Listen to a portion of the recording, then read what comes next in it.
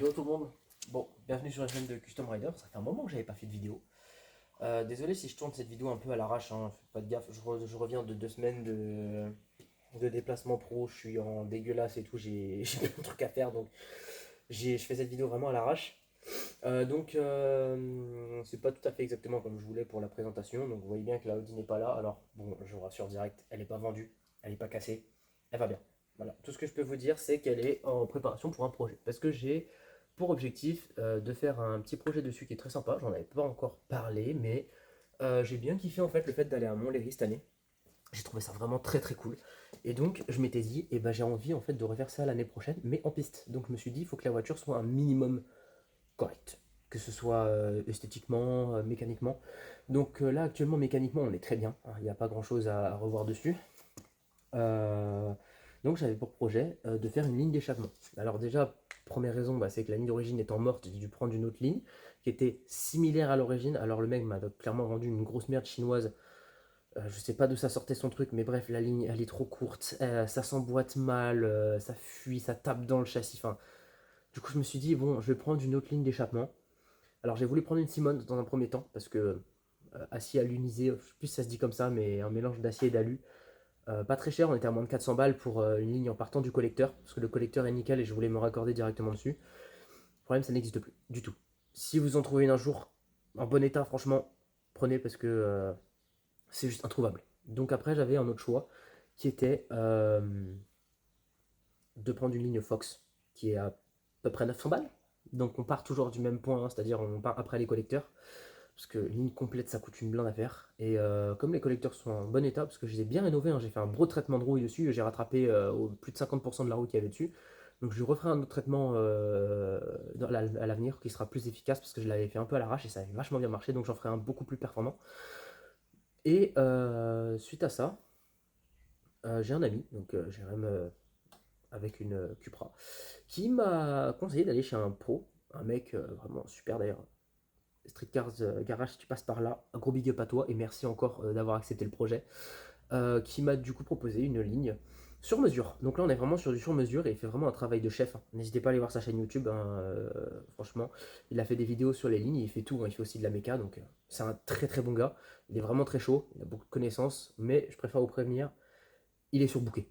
Il y a tellement de monde qui, qui lui confie des trucs, que ce soit en méca ou en échappement, que là, il prend plus de nouveaux clients pour le moment parce qu'il est surbooké, là, il va avoir du taf, donc je pense qu'il en a pour au moins un mois ou deux facile avant de reprendre du monde. Parce que là, ouais, il est vraiment.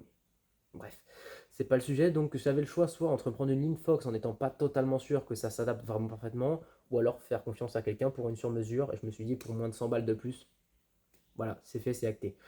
Et donc, comme le but est de rouler à Montlhéry, il y a plusieurs choses aussi qui doivent changer sur la voiture. Alors j'ai pensé au fait qu'effectivement je referais un tour complet du freinage, de toutes les vidanges, etc. pour être sûr que la voiture soit impeccable, même si actuellement ça a été fait il n'y a pas longtemps, au moins tout sera neuf. Mais je voulais aussi mettre des jantes, ça fait un moment que je réfléchis à mettre des jantes. Le truc c'est que j'étais très indécis, j'avais plusieurs choix.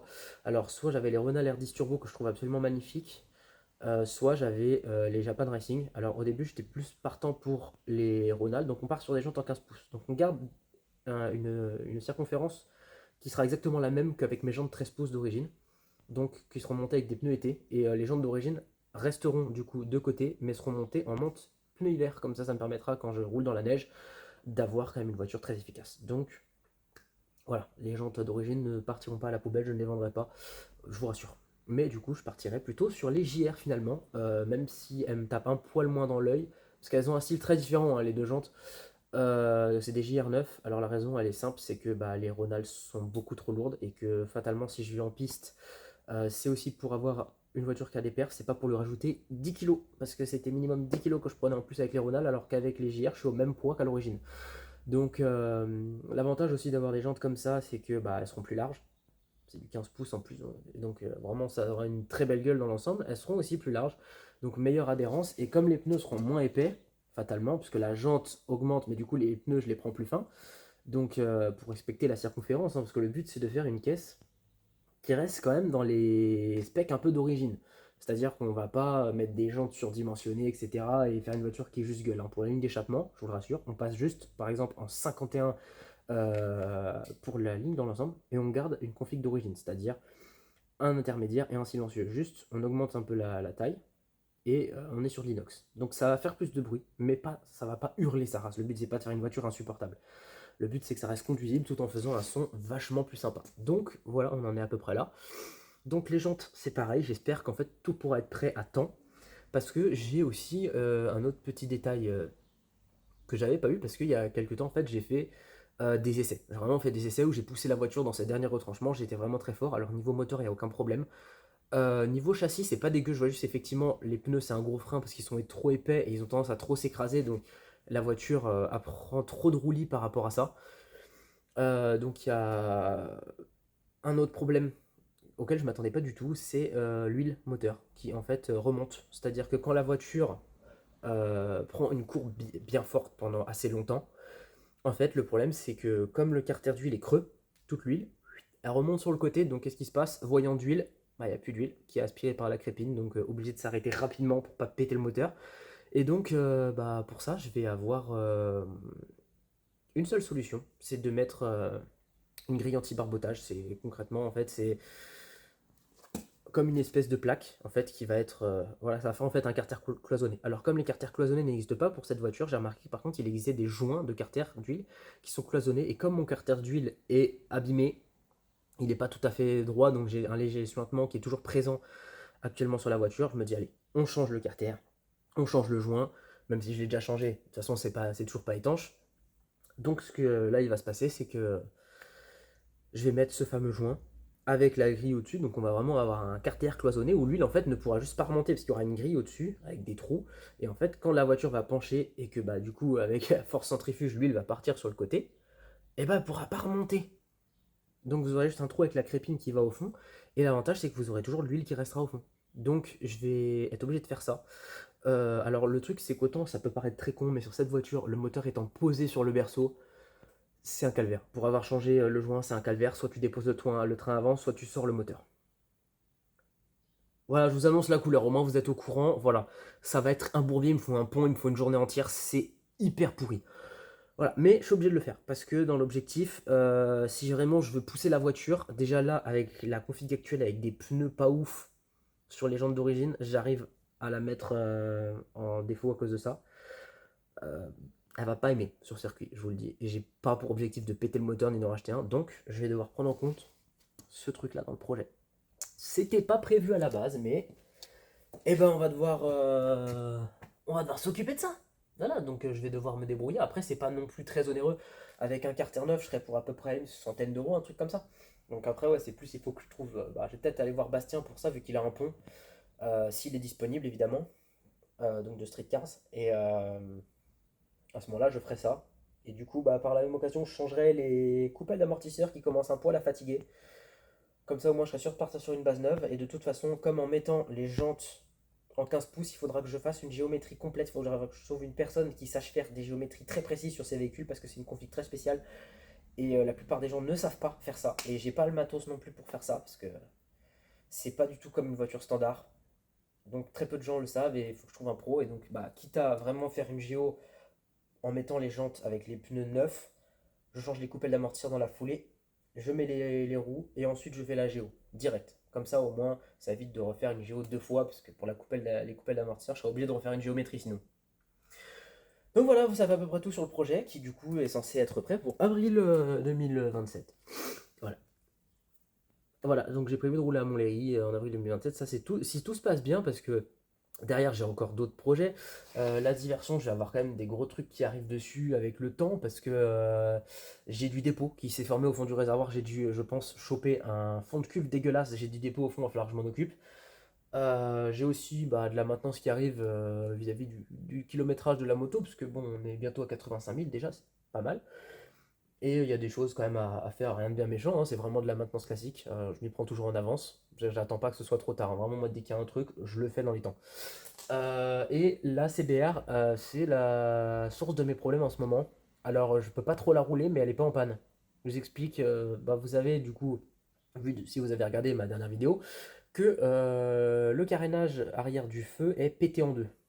Auquel cas, je me suis baisé la gueule en achetant la nouvelle pièce. Voilà, le mec m'a niqué, il m'a envoyé une pièce pétée. Voilà, donc ensuite j'ai voulu en acheter une deuxième. Il y a eu un litige et du coup au final je me suis fait rembourser et j'ai pas eu la pièce. Donc je suis toujours actuellement en recherche de ce contour de phare parce qu'on peut acheter soit le tout ensemble, soit juste le carénage, mais très dur à trouver encore une fois. Un plaisir, un régal. Mais encore si c'est que ça, voilà, je me dis bon, péter pour péter, voilà, c'est pas trop grave. Je peux quand même rouler avec, il faut juste que je fasse gaffe. Mais j'ai un autre souci actuellement, c'est que la Poste, mes chers amis, a perdu ma carte grise. C'est pas une blague, la moto je l'ai achetée en mars, j'ai pas ma carte grise, hein. On est bientôt fin juin, j'ai pas ma carte grise. Alors je vous explique, en fait c'est pas compliqué, ils l'ont livrée à quelqu'un. Alors qui je sais pas, mais à quelqu'un. Alors à ce qui paraît, la personne l'aurait rendue parce que du coup bah c'est pas son courrier. Et elle serait à ce qui paraît retournée à la NTS. Ça fait pratiquement un mois, j'ai aucune nouvelle. Voilà, on en est là vraiment là actuellement, c'est-à-dire que la NTS et la Poste sont tous les temps en train de se rejeter la balle en mode ah non mais nous on vous l'a renvoyé mais la NTS ah bah on n'a rien reçu et du coup vous me direz bah fais une déclaration de perte ou de vol. Je ne peux pas parce que vu que la carte grise n'a pas été livrée, et ben en fait je peux toujours pas faire une déclaration de perte ou de vol. Sinon bah ça, je leur fais vas-y déclaration de vol et puis c'est tout. Mais malheureusement ça marche pas. Donc actuellement en fait vu que bah, le certificat provisoire c'est censé durer un mois, techniquement, je peux pas la rouler. J'ai pas de carte grise, j'ai rien. Alors elle est assurée, il n'y a pas de problème, hein, elle a même le contrôle technique. J'ai pas de carte grise.